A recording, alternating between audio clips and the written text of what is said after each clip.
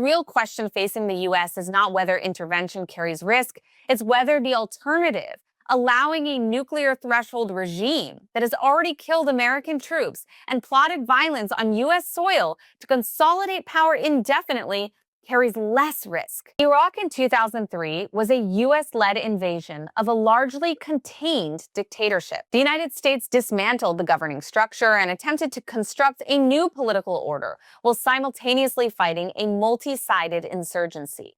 It was a maximalist intervention, but that model is not the only model available in history.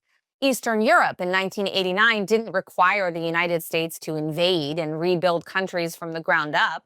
In Poland, Hungary, East Germany, Czechoslovakia, Romania, Bulgaria, Soviet-backed communist regimes fell because of massive internal protests combined with steady Western pressure, economic pressure, diplomatic pressure, and yes, military deterrence.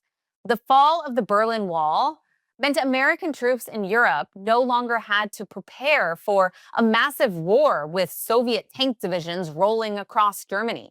It reduced the risk of nuclear confrontation that had hung over U.S. security policy for decades. The "another Iraq" argument rests on an assumption that doing nothing carries zero cost, and that assumption is categorically false.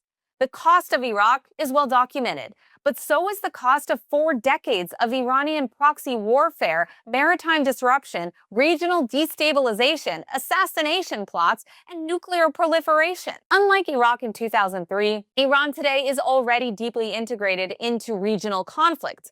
Iran is an epicenter of active transnational influence, from Lebanon to Yemen to Syria to Iraq to Gaza, even to Venezuela and the UK.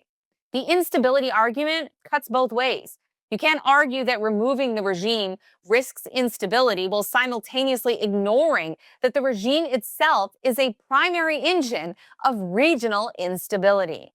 Unlike Iraq, there is already a transition framework that's being proposed by opposition leader Crown Prince Reza Pahlavi. The highest number of Iranians, by a long shot, are calling for it to lead a transition government. His plan outlines phased approaches specifically designed to avoid institutional collapse and chaos. You know, another Iraq.